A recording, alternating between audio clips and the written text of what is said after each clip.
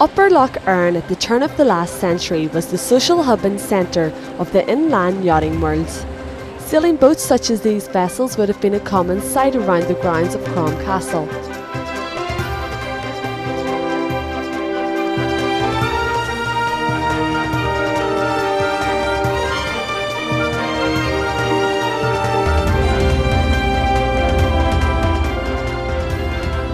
(1913) was the year that the last major regatta took place.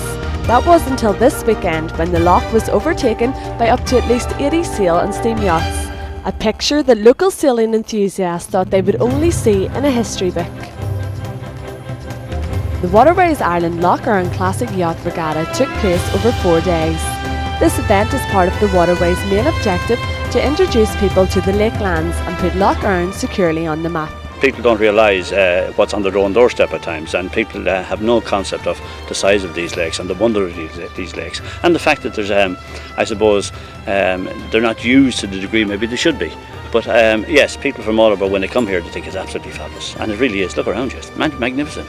In Enniskillen, and if you get it right and you get the right time, I've been up the lake and as it goes towards evening, and the stars are in the skies and the water is like glass and the sky is reflected into glass. I don't think you can get that anywhere in the world. Absolutely magnificent. Yachts travelled from across the UK and Ireland to take part in the races.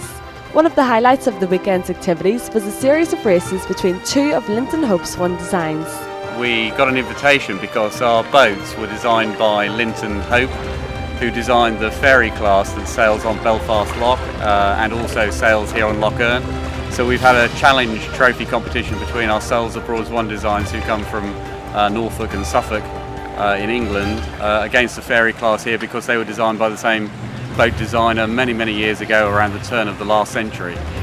So it's been a really good competition. I think we've probably squeaked in there with a win, I think, but it's been worth coming.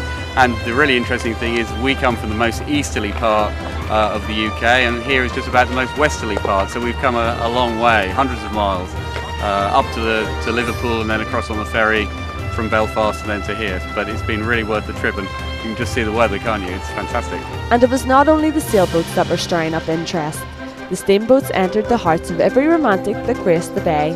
John Wynne from outside Oxford kindly talked us through the messy but vital job of firing up the boiler. I made the boat about 3 years ago, and then I made the boiler and the engine a year later.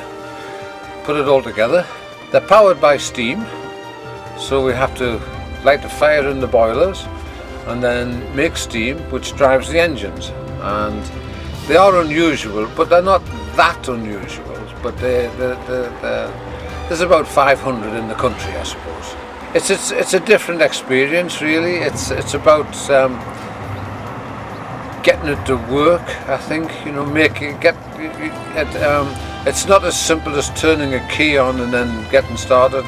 We have to light a fire, which I'm about to do now, and we have to, you know, boil the water to make the steam, and then make the steam to drive the engine. So it's all sort of a hodgepodge to start with to get you going. But once you get going, it's different. Among the big sail ships were two international 12-foot dinghies.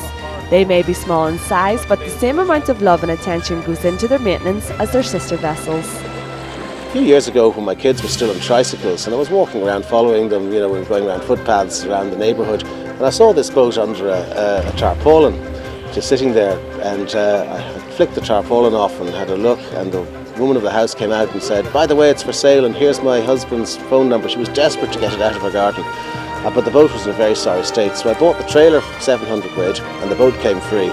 And then we started the work on it, and there's still plenty to do, but there always is on a boat, but it's fun to do. I really like the power of the wind, and you can get going and you just can go anywhere quite cheaply. It's just a really good feeling when you get up there. It is for all ages, but most of the boats themselves are wooden, so a lot more craftsmanship gets involved in them and that sort of thing. But there are a lot of young people around here today.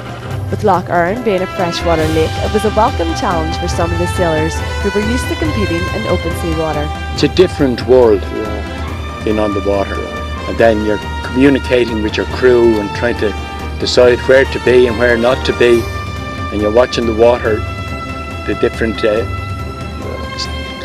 patterns on the water for wind, here especially, where in the sea it's different, it's constant wave, whatever wave, but here the wave can be anything. But it's lovely just to sit and enjoy the boat and watch what's going on around you as well. Every you switch off from everything else on the land, you don't think about anything but what you're doing. And people find that as sailing is a restful thing, where you're just in yourself.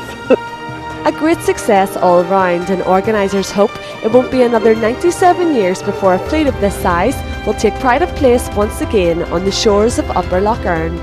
Aisling Hagan, Fermanagh TV.